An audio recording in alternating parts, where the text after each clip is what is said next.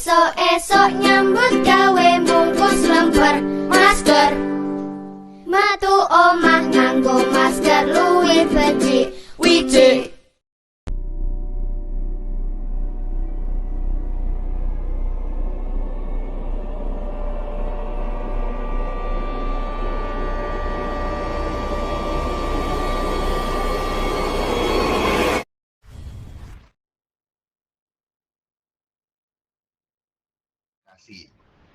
Misalnya, penggunaan aplikasi video meeting. Salah satu contohnya adalah Google Meet.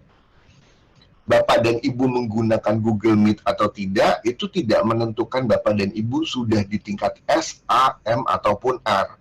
Tapi, menggunakan aplikasi video meetingnya seperti apa, itu yang menentukan Bapak dan Ibu di tingkat yang mana. Kalau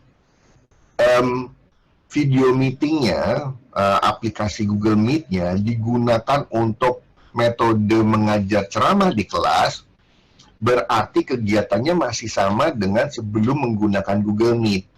Ini yang lazim terjadi selama pandemi. Metode ceramah digunakan dominan untuk aplikasi Google Meet.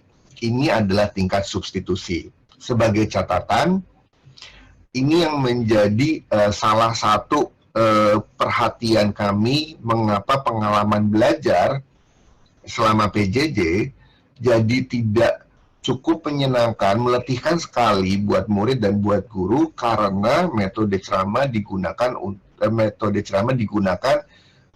di aplikasi Google Meet. Kalau dominan ceramah digunakan di video meeting, konsekuensi yang sangat lazim terjadi adalah letih. Nah, Bapak dan Ibu bisa menggunakan Google Meet untuk kegiatan yang lebih kaya dari sudut pandang skenario KBM. Bapak dan Ibu bisa saja menggunakan Google Meet untuk sarana Bapak dan Ibu memberikan umpan balik yang intensif terhadap murid. Ini mungkin bisa terjadi karena Bapak dan Ibu sudah memberikan materi ajar kepada murid sebelum sesi Google Meet-nya. Di sini disebut augmentasi karena Bapak dan Ibu sudah mulai mengkombinasikan beberapa fitur, bahkan mungkin beberapa aplikasi. Karena Bapak dan Ibu misalnya sudah memberikan materi-materi ajar berupa video, bisa saja misalnya Bapak dan Ibu sudah bisa membuat materi ajar dalam bentuk video. Kebetulan di episode ketiga Bapak dan Ibu akan diajarkan bagaimana membuat video yang kreatif. Video tersebut bisa diberikan sebelum sesi Google Meet-nya, sehingga ketika sesi plenonya, sesi Google Meet-nya, murid sudah siap untuk diajak tanya jawab.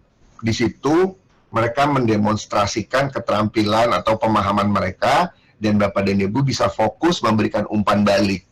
Dan kalau penggunaan fiturnya cukup elaboratif, Bapak dan Ibu cukup kenal dengan fitur-fitur yang mendetail tentang Google Meet, maka umpan baliknya bahkan bisa secara intensif diberikan individu.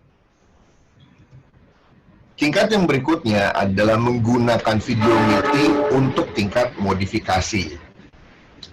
Untuk tingkat modifikasi, bisa jadi salah satu skenario KBM-nya Bapak dan Ibu memfasilitasi diskusi kelompok murid. Di sini artinya murid sudah mandiri dalam berdiskusi. Bapak dan Ibu memberikan sebuah arahan, ada goal yang ditetapkan bahwa nanti ketika selesai diskusi, kamu harus membuat keputusan dan atau kesimpulan tentang A, B, C, D, E. Kemudian mereka melakukan analisis kasus, mereka melakukan penilaian-penilaian, mereka membaca berbagai macam literatur, kemudian mengeluarkan sebuah gagasan. Nah, video meeting itu juga tetap bisa digunakan untuk pembelajaran yang tingkatnya itu adalah redefinition Bapak dan Ibu.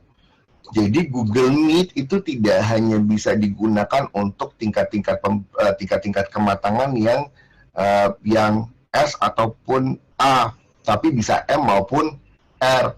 Seperti apa? sebelum ke sana, saya ingin ngajak Bapak dan Ibu untuk menghayati dulu bahwa setiap aplikasi atau setiap software yang kita bisa gunakan untuk dalam proses pembelajaran itu sebetulnya adalah barang yang sangat mewah. Setiap aplikasi ini punya potensi untuk digunakan dalam pembelajarannya yang levelnya adalah redefinition.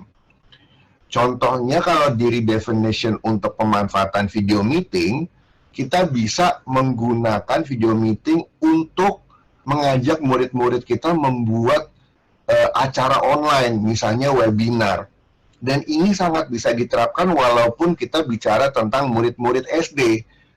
Misalnya topik-topik pelajaran mereka, mata pelajaran mereka, apapun itu, entah itu matematika, entah itu biologi, entah itu sains, entah itu sejarah, kita ajak mereka untuk bikin webinar online. Pesertanya siapa? Pesertanya adalah orang tua mereka. Bayangkan kalau misalnya kita mengadakan semacam science fair. Topiknya misalnya bulan ini adalah sejarah, bulan depan misalnya adalah biologi, bulan depannya sudah berganti lagi. Ini adalah salah satu karakteristiknya penggunaan teknologi untuk tingkat redefinition.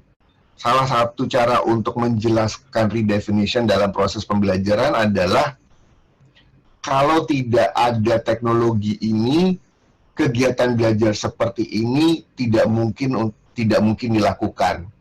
Dalam hal ini kita lihatnya kalau tidak ada webinar, tidak ada video meeting, tidak ada aplikasi seperti Google Meet, mungkin kita akan sulit untuk mengadakan science fair setiap bulan.